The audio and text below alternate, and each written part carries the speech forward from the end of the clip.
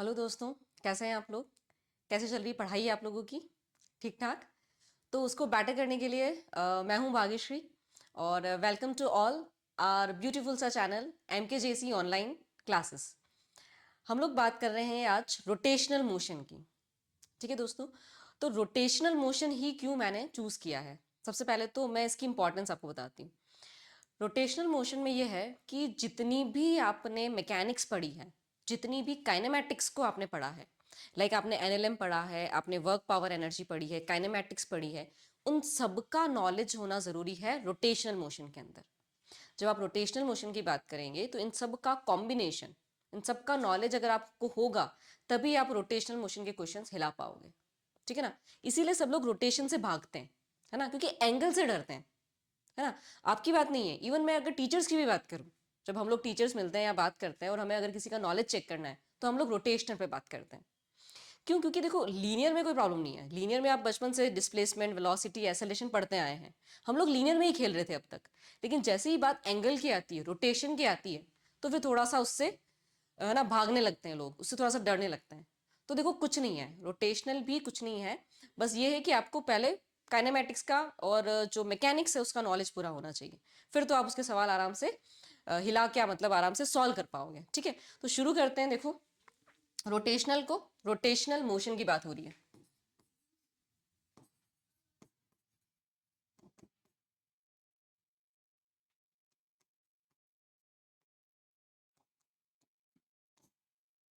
Rotational motion को rigid body dynamics भी कहते हैं। ठीक है, रिजिड बॉडी डायनेमिक्स। अब रिजिड का मतलब यहां पर क्या है कि यहां पर इस टॉपिक के अंदर रिजिड बॉडी के साथ अपन डील करते हैं, उसका मोशन, रोटेशनल मोशन की बात करते हैं। हालांकि वो चैप्टर के इंट्रोडक्शन वगैरह में आएगा कि किस तरह का मोशन होता है, क्या है। बट आज हम लोग इस वीडियो क्लिप के अंदर डिस्कस करेंगे, कंसंट्रेट करेंगे सिर्फ टॉर्क पर। एक छोटा सा टॉपिक टॉर्क हम डिस्कस करेंगे। ठीक है, तो हमारा जो आज का कंसंट्रेशन है वो पूरा इस टॉपिक पर है कि टॉर्क क्या होता है। ठीक है, टॉर्क मतलब मोमेंट ऑफ फोर्स भी आप कह सकते हो। टॉर्क को क्या कह सकते हैं अपन? मोमेंट ऑफ फोर्स हम कह सकते हैं। ठीक है, दूसरा और क्या कह सकते हैं हम इसको? तो टर्निंग इफेक्ट ऑफ फोर्स क्या कह सकते हैं भाई? साथ साथ रिपीट करें आप शब्दों को, है ना, वर्ड्स को पकड़ें, साथ में रिपीट करें, लिखें। ठीक है ना, क्योंकि सीखने के लिए बैठे हैं। टर्निंग इफेक्ट ऑफ फोर्स,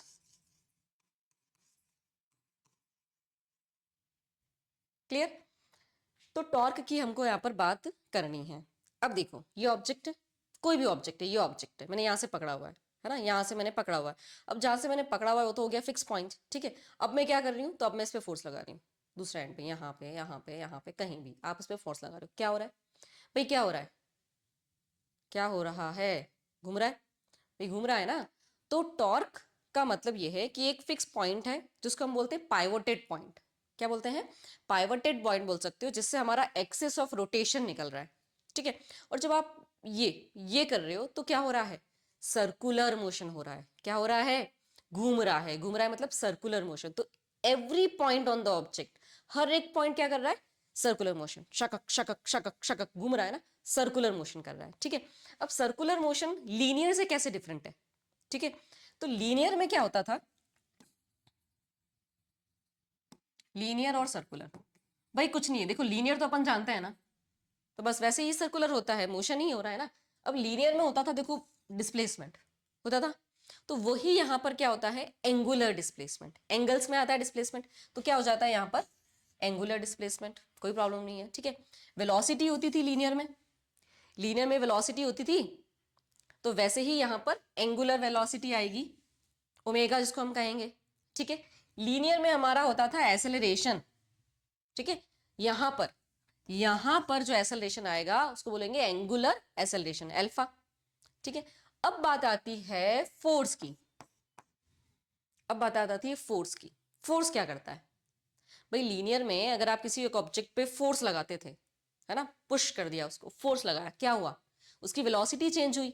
वो रेस्ट पे था, इनिशियल वेलोसिटी 0 थी तो मूव करने लग गया, या ऑलरेडी मूव कर रहा था तो वेलोसिटी उसकी बढ़ जाएगी, पीछे खींचोगे कम हो जाएगी, व्हाटएवर भी। तो वेलोसिटी चेंज हो रही थी भाई, फोर्स लगाने से क्या होता है, वेलोसिटी चेंज होती थी ना। और वेलोसिटी चेंज होने से क्या होता था, वेलोसिटी चेंज होने से क्या होगा, कौन पैदा होगा, एक्सेलरेशन प्रोड्यूस होगा। तो फोर्स क्या करता था बच्चों, फोर्स करता था, वेलोसिटी को चेंज करता था, एक्सेलरेशन प्रोड्यूस करता था। तो वही काम यहां पर कौन करेगा, यहां पर करेगा टॉर्क। तो टॉर्क क्या होता है बच्चों, टॉर्क वो होता है जो क्या कर रहा है, एंगुलर वेलोसिटी को चेंज करेगा, है ना, जो ओमेगा चेंज कर रहा है आपका, मतलब कि आपकी घूमती हुई चीज का, घूमती हुई चीज की एंगुलर वेलोसिटी को चेंज करेगा। भाई कोई घूम रही है ना, उसकी एंगुलर वेलोसिटी बढ़ानी है ना, या एंगुलर वेलोसिटी आपको कम करनी है, उसको तेज घुमाना है, उसको धीरे घुमाना है, उसकी वेलोसिटी चेंज करनी है, तो टॉर्क। ठीक है, वेलोसिटी चेंज होने से क्या होगा, तो एक्सेलरेशन पैदा होगा, एंगुलर एक्सेलरेशन प्रोड्यूस होगा। तो भाई टॉर्क क्या होता है समझ में आया, टॉर्क क्या करता है, घूमती हुई चीज को, घूमती हुई चीज की एंगुलर वेलोसिटी को चेंज करता है और एक्सेलरेशन, एंगुलर एक्सेलरेशन प्रोड्यूस करता है। जो काम लीनियर मोशन में फोर्स कर रहा था, वही काम एंगुलर के अंदर कौन कर रहा है, टॉर्क कर रहा है। समझ में आ गया, भाई फीलिंग है, समझो, है ना, टॉर्क अगर आपको समझ में आ गया है, उसको फील कर लिया आपने कि भाई टॉर्क होता क्या है। ठीक है, अब अपन चलते हैं टॉर्क के फॉर्मूले पर, होता क्या है, क्लियर, वेरी गुड। अब बात करेंगे कि टॉर्क निकालते कैसे हैं, कितना लग रहा है ना, हाउ मच, तो वो तो फॉर्मूले से निकालेंगे ना, उसकी बात करते हैं। तो टॉर्क जो है इसका सिंबल होता है दोस्तों, टॉर्क ऐसे लिखते हैं ना, टाउ, टॉर्क। ठीक है, टॉर्क एक तरह से क्या है, टर्निंग इफेक्ट है। तो टॉर्क मतलब कि टर्न कितना हो रहा है, अमाउंट ऑफ टर्निंग कितनी आ रही है उसके अंदर। ठीक है, तो टॉर्क पता चलता है अपना अमाउंट ऑफ टर्निंग से, है ना, अमाउंट ऑफ टर्निंग।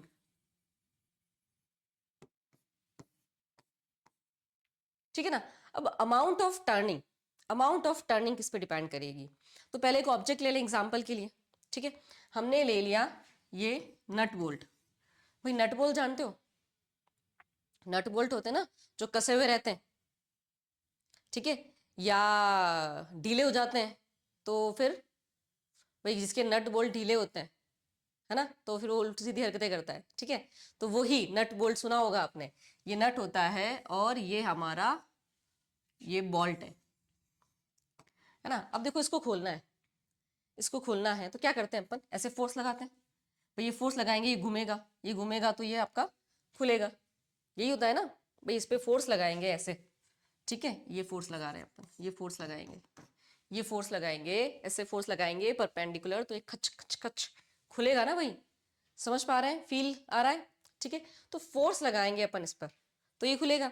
ठीक है, तो अमाउंट ऑफ टर्निंग तीन चीजों पे डिपेंड कर रही है, अमाउंट ऑफ टर्निंग हमारी तीन चीजों पे डिपेंड कर रही है। किस पे डिपेंड कर रही है, कि फोर्स कितना लग रहा है। ठीक है, फोर्स कितना लग रहा है।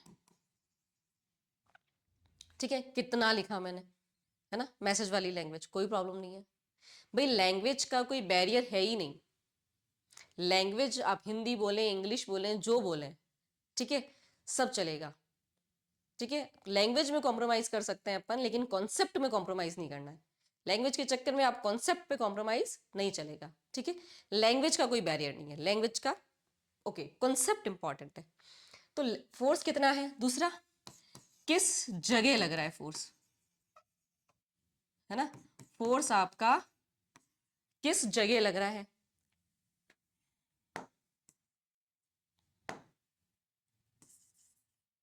ना, कहां लग रहा है, और तीसरी बात है किस एंगल पे लग रहा है, किस एंगल पर, आया समझ में, किस एंगल पर लग रहा है। ठीक है, आपका ध्यान जा रहा है किस पे, ठीक है ना, पढ़ाई कर लो, ठीक है, पढ़ लो थोड़ा, फालतू बातें नहीं। तो देखो फोर्स कितना लग रहा है, देखो यहां पर फोर्स कितना लग रहा है, अगर मैं ज्यादा फोर्स लगाऊंगी, तो टर्निंग इफेक्ट ज़्यादा आएगा, टॉर्क ज़्यादा होगा। भाई आपने स्टेपनी देखी होगी ना, टायर की चेंज करते हैं, भाई मैं खड़े होकर खचक फोर्स लगाऊंगी उसके ऊपर, परपेंडिकुलर, ज़्यादा फोर्स लगाया, ठीक है, फोर्स ज़्यादा होगा तो टॉर्क क्या आएगा, ज़्यादा आएगा, टर्निंग इफेक्ट ज़्यादा आएगा, ठीक है। दूसरा, किस जगह लग रहा है। अब किस जगह मतलब, किस जगह मतलब ये जो पॉइंट है हमारा, ये कौन सा पॉइंट है, ये है बच्चों पाइवोटेड पॉइंट, पाइवोटेड पॉइंट, या इसको आप कह सकते हो क्या है, ये एक्सिस ऑफ रोटेशन है, ये एक्सिस ऑफ रोटेशन है, ये है ना। तो इससे कितनी दूर, कहाँ लग रहा है, किस जगह लग रहा है, का मतलब यह है कि इससे कितना दूर लग रहा है, इससे आर डिस्टेंस पे लग रहा है, दिख रहा है, ठीक है। अगर मैं इसको, if I applied the force here, where, यहां लगा दिया, ठीक है, एट दिस डिस्टेंस। अब मेरे को ये बताओ कि इन दोनों में से टर्निंग इफेक्ट ज्यादा कहाँ आएगा, बताओ भाई, देख के बताओ, सोच के बताओ, है ना। उसमें टर्निंग इफेक्ट ज्यादा आएगा या इसमें टर्निंग इफेक्ट ज्यादा आएगा। अरे भाई घर पे दरवाजा खोलते हो, ठीक है, दरवाजा तो खोला होगा ना सबने, गेट होते हैं घर के अंदर। अब दरवाजे में एक तो होता है हैंडल, आप उसको हैंडल से पकड़ के खोल रहे हैं। दूसरा, जहां दरवाजा दीवार से चिपका हुआ है, जहां से हिंज्ड है, जहां से पाइवोटेड है, जहां से वो दीवार से चिपका हुआ है, ठीक है, कहीं ना कहीं दीवार में लगा हुआ है ना, तो वहां से अगर फोर्स लगाओ के खोलते हो या हैंडल से पकड़ के खोलते हो उसको, भाई कहां से टर्निंग इफेक्ट ज्यादा आएगा, हैंडल से ही आएगा ना भाई। तो इस वाले में टर्निंग इफेक्ट आपका ज्यादा आएगा,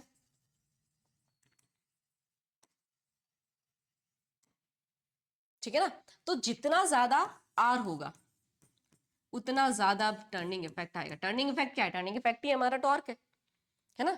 तो आर ज्यादा जितना होगा, है ना, जितनी ज्यादा पाइवोटेड पॉइंट से डिस्टेंस होगी, है ना, उतना ज्यादा क्या आएगा, टर्निंग इफेक्ट आएगा। आर क्या है, तो आर है, आर को हम कहते हैं फोर्स आर्म, क्या कहते हैं, फोर्स आर्म आप कह सकते हो, ठीक है। बाकी समझ तो आ ही गया है ना, फील तो कर ही लिया यार को आपने कि कितना डिस्टेंस पाइवोटेड पॉइंट से आपका फोर्स लग रहा है।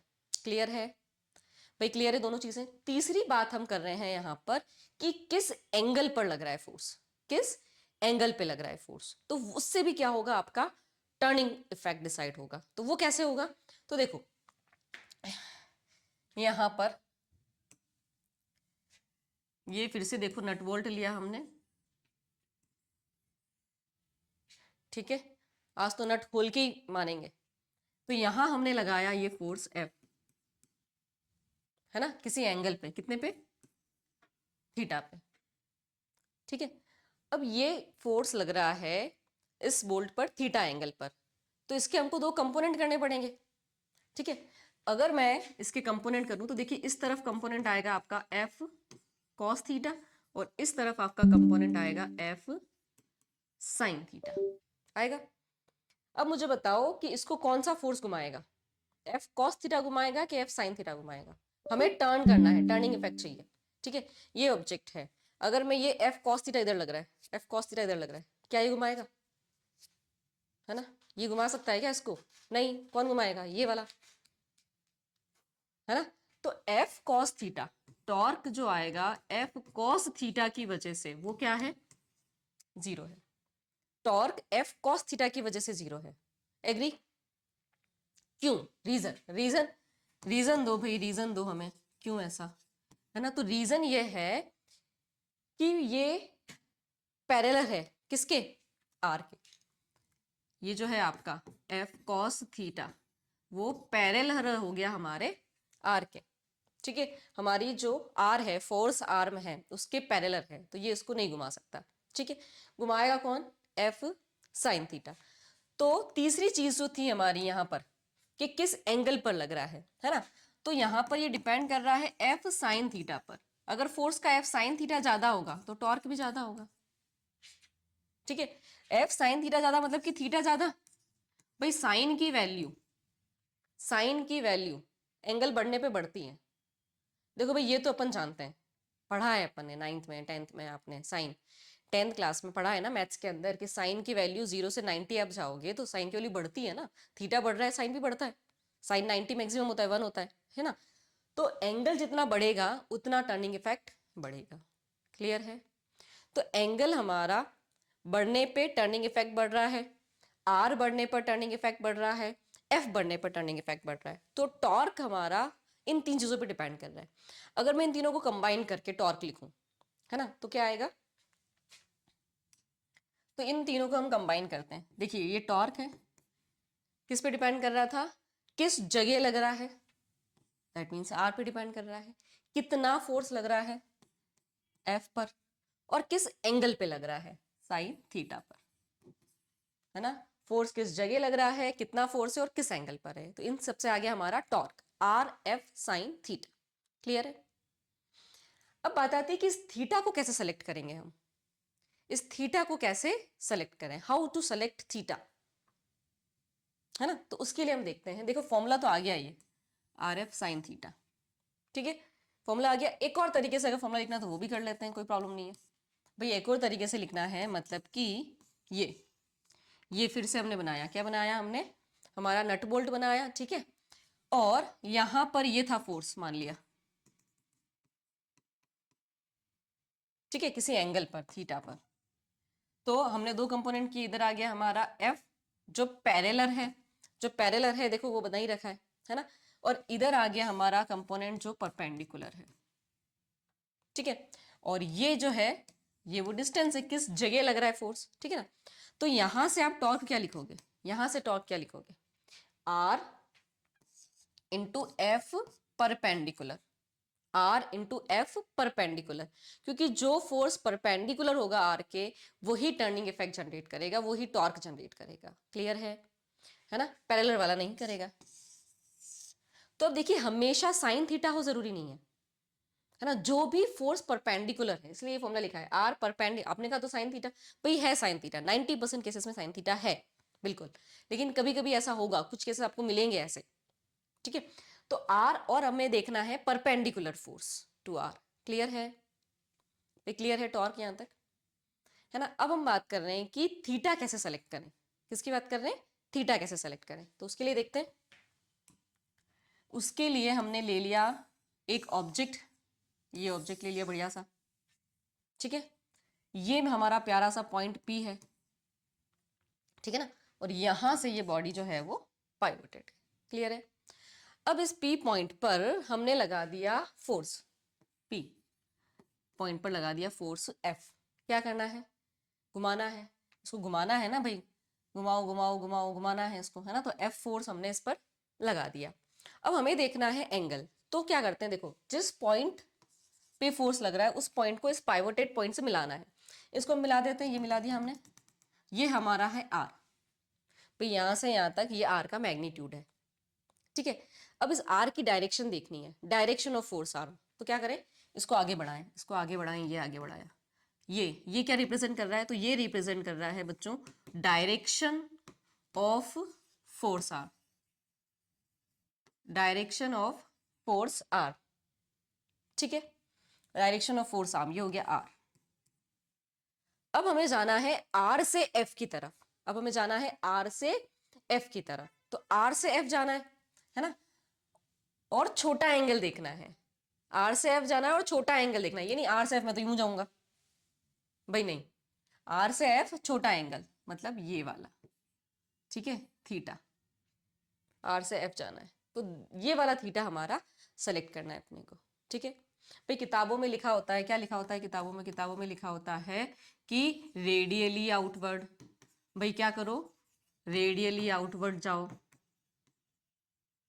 रेडियली आउटवर्ड जाओ, ये गए रेडियली आउटवर्ड हम, ठीक है।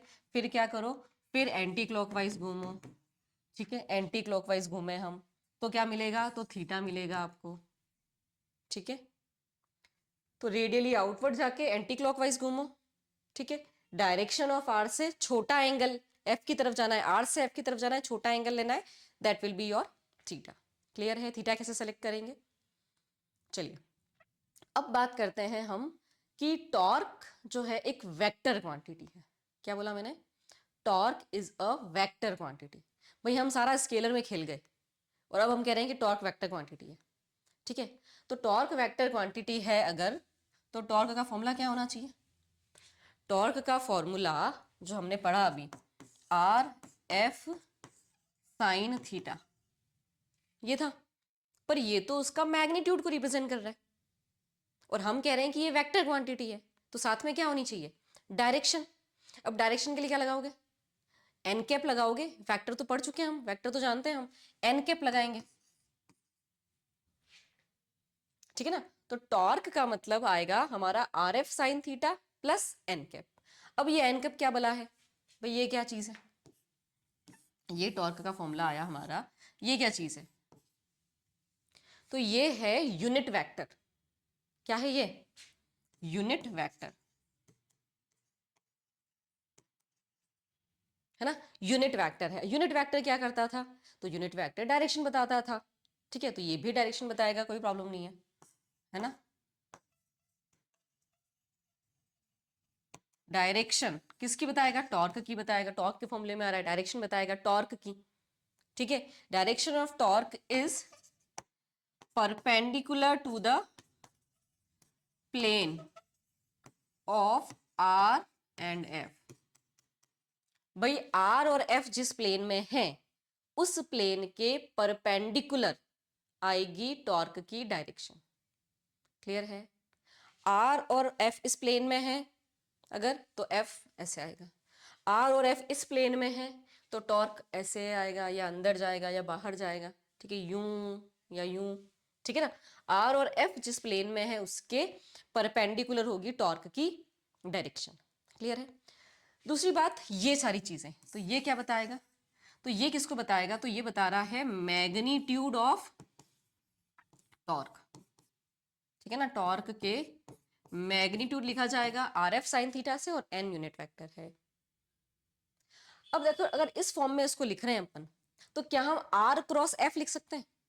भाई स्केलर प्रोडक्ट वेक्टर प्रोडक्ट आता है अपने को, वेक्टर का नॉलेज अपने को होना चाहिए रोटेशनल पढ़ने से पहले, ठीक है ना। तो वेक्टर ना नॉलेज के हिसाब से torque are F sine theta, sine theta अगर आ रहा है दो वेक्टर्स के साथ, तो ये क्रॉस प्रोडक्ट है कि स्केलर प्रोडक्ट है, डॉट प्रोडक्ट है कि क्रॉस प्रोडक्ट है, ये है हमारा cross product, R cross F, ठीक है। आर क्रॉस एफ है ये क्या है हमारा, क्रॉस प्रोडक्ट आ गया, ठीक है। तो यहां पर अब देखिए क्रॉस प्रोडक्ट है, तो हमें डायरेक्शन के लिए, जब हम क्रॉस प्रोडक्ट पढ़ते हैं वेक्टर में, है ना, वेक्टर प्रोडक्ट पढ़ते हैं, तो उसकी डायरेक्शन एन कैप कैसे निकालते थे, डायरेक्शन कैसे निकालते थे, डायरेक्शन निकालते थे स्क्रू रूल से, या राइट हैंड थंब रूल से,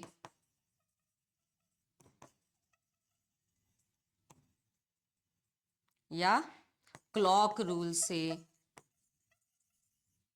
वही करते थे ना, स्क्रू रूल से या राइट हैंड थंब रूल आपका, या फिर आप क्लॉक रूल से निकाल सकते हो। करना क्या है भाई, स्क्रू रूल में हमको रखना है यहाँ पर स्क्रू, और आर से एफ घुमाना है, ये आर ये एफ, ठीक है, आर से एफ घुमाना है।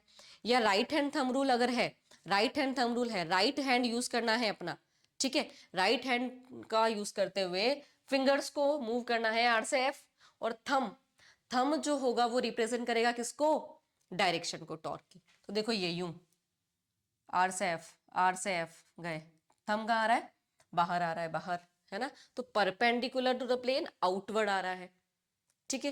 क्लॉक रूल के हिसाब से देखें तो ये देखो, ये मूवमेंट कौन सा है, ये मूवमेंट कौन सा है, क्लॉकवाइज एंटी क्लॉकवाइज, कौन सा मूवमेंट है ये, एंटी क्लॉकवाइज। क्लियर। तो देखो डायरेक्शन की जब अपन बात कर रहे हैं, है ना, डायरेक्शन ऑफ टॉर्क, ठीक है। तो इस वाले एग्जांपल में, इस वाले में जैसे ये आपका नट बोल्ट है, ठीक है ना, ये लगाया आपने फोर्स एफ, और ये डिस्टेंस है हमारी आर, ठीक है, ये आर है, तो ये एफ होगा। भाई आपको रेडियली आउटवर्ड बढ़ाना है ना ये।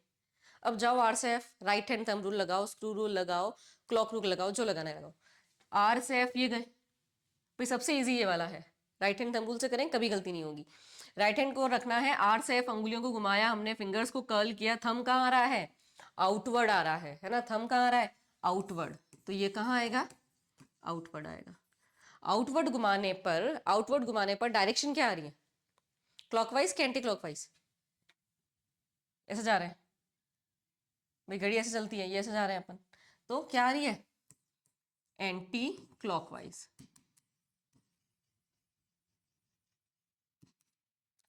एंटी क्लॉकवाइज डायरेक्शन को कन्वेंशनली पॉजिटिव माना गया है, कन्वेंशनली अपन इसको मानते हैं पॉजिटिव।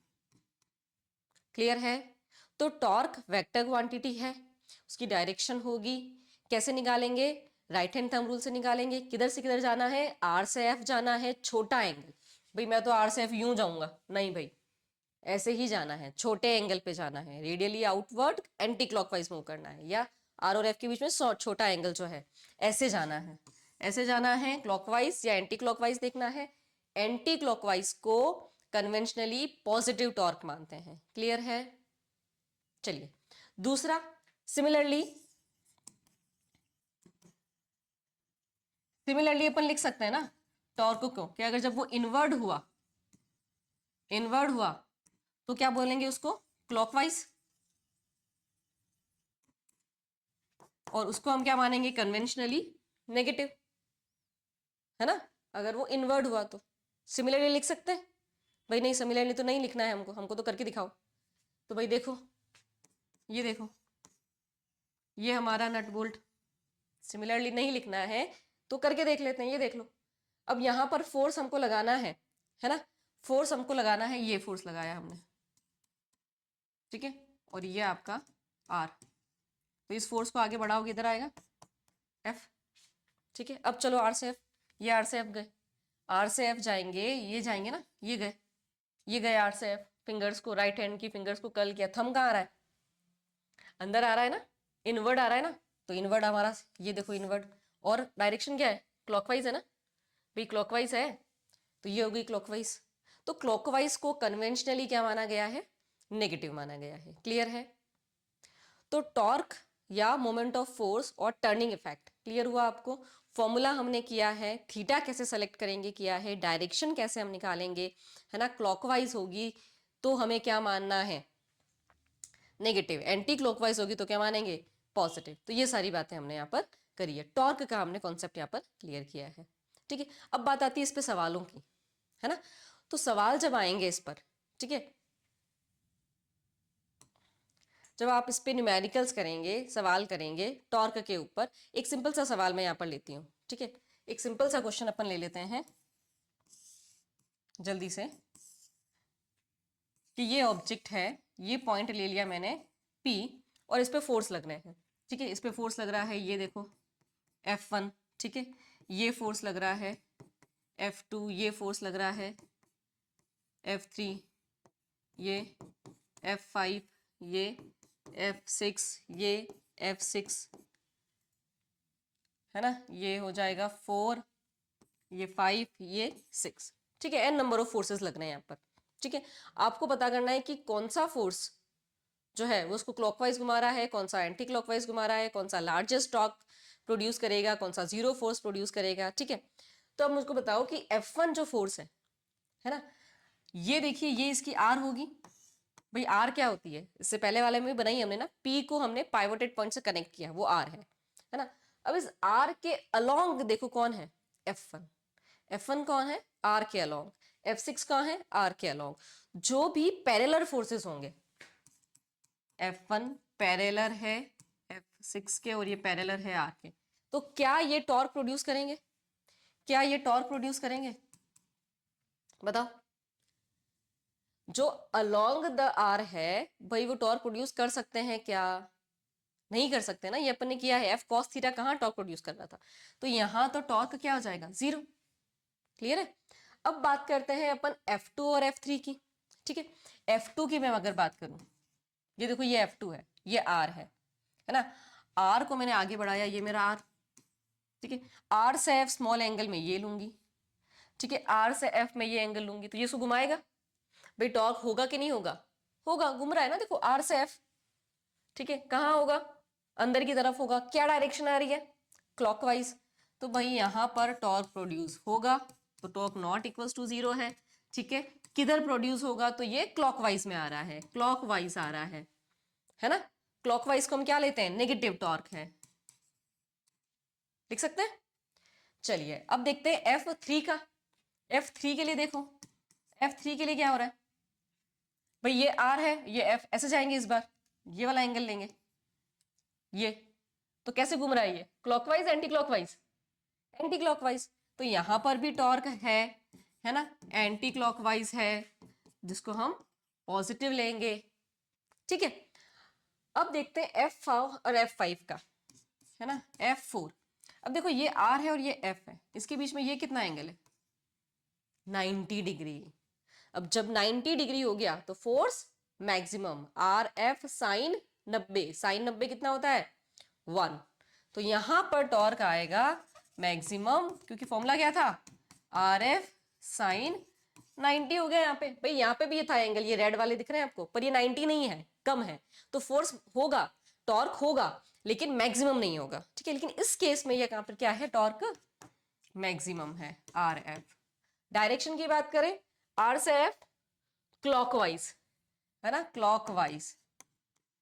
F5 के लिए बोलो, F5 के लिए एंगल देखो, एंगल देखो आर और एफ के बीच में, ये भाई 90 है, अगेन अगेन टॉर्क है, मैक्सिमम है, ठीक है। डायरेक्शन की बात करें, डायरेक्शन की बात करें, आर से F anti clockwise, anti clockwise. और F6 का तो अपन लिख ही चुके हैं 0, ठीक है।